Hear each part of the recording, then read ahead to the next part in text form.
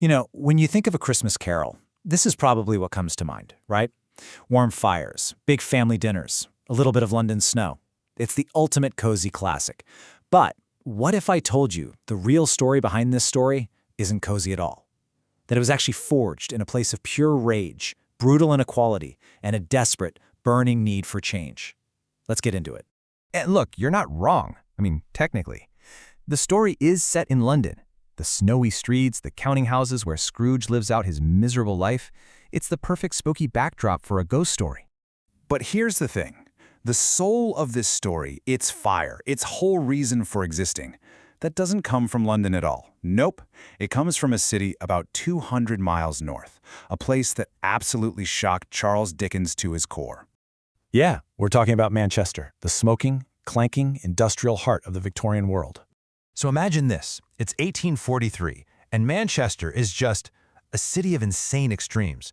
You've got unimaginable wealth being churned out of these giant cotton mills, but that wealth was built on the backs of people living in the most gut-wrenching, soul-crushing poverty you can imagine.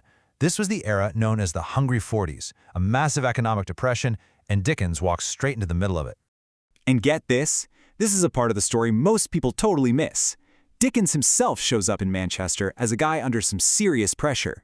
His last novel was a total flop, his wife was pregnant with their 5th kid, and he was drowning in debt. He didn't just need a hit, he needed a miracle.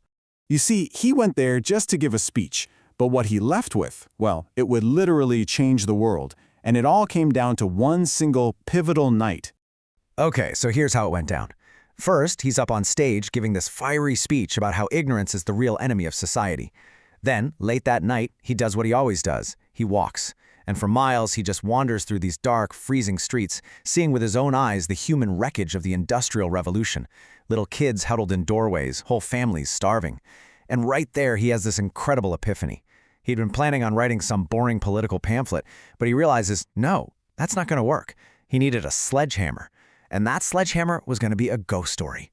But this is where it gets really personal and just heartbreakingly real. While he's in Manchester, Dickens stays with his sister, Fanny. And she had a young son, Harry, who was disabled and very frail. Dickens absolutely adored his little nephew and saw this incredibly bright, sweet spirit inside this struggling little boy. And right there, in a living room in Manchester, the character of Tiny Tim was born. Okay, so once you have that key, once you know about Manchester, you start seeing its fingerprints all over the book.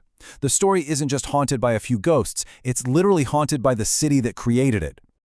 All right, let's start with maybe the most monstrous thing Scrooge ever says. It's so cold, so cruel, it almost sounds like something out of a comic book, right? But it wasn't.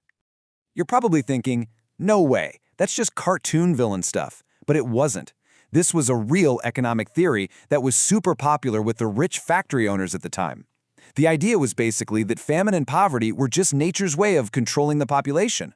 Workers were just surplus, replaceable.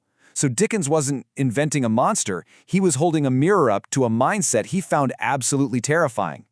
Or how about this one? When Scrooge is asked for a donation, he just points to the official government solutions.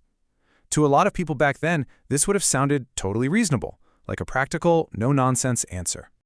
But Dickens knew the brutal truth. The poor law had created these places called workhouses that were basically prisons for poor people. They were designed on purpose to be as miserable as possible to scare people away from even asking for help.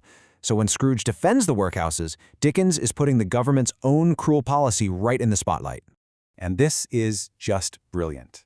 Dickens sets up this perfect contrast between the warm, generous Fezziwig and the cold, cruel Scrooge to make a really powerful point.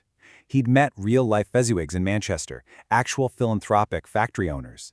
His message was crystal clear. Being cruel wasn't just a part of doing business, it was a choice. But if you want the absolute, undeniable, smoking gun, the one thing that ties this whole story directly back to Manchester, it's this. That terrifying moment when the ghost pulls back its robe and reveals those two starved, monstrous children, ignorance and want.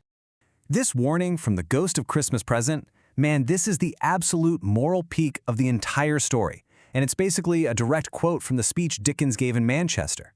He was arguing that the two biggest threats to society were poverty, which is want, and the lack of education for the poor, which is ignorance. This isn't just fiction. This is his political manifesto, smuggled inside a ghost story. So you see, Dickens wasn't just writing a book. He was forging a weapon. He took all that anger and heartbreak he saw in Manchester and engineered it to have the biggest possible impact. And that's the whole strategy, right there. He deliberately chose a Christmas ghost story over some dry political pamphlet. Why? Because he knew a story doesn't argue with your brain, it goes straight for your heart, your gut. He wanted to land a sledgehammer blow for the poor, and this was how he was going to do it.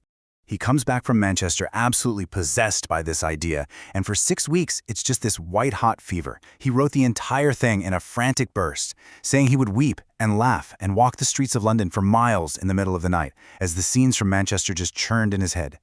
That urgency he felt, it poured right onto the page. So, the big question is, did it work? You bet it did. The first print run was 6,000 copies, and it completely sold out by Christmas Eve.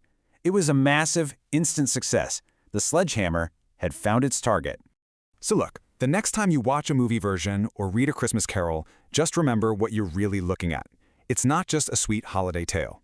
It is a work of social protest, born in the factories and the slums of Manchester, designed from the ground up to make you feel what Charles Dickens felt, that nobody is surplus, and that ignoring the biggest problems in our world is a choice we simply can't afford to make. And that really leaves us with one big question for our own time. Dickens used a ghost story, right? So what are the movies, the TV shows, the songs today that are doing the same thing? The stories that are hiding a really powerful social critique inside something entertaining. What are our modern sledgehammer blows?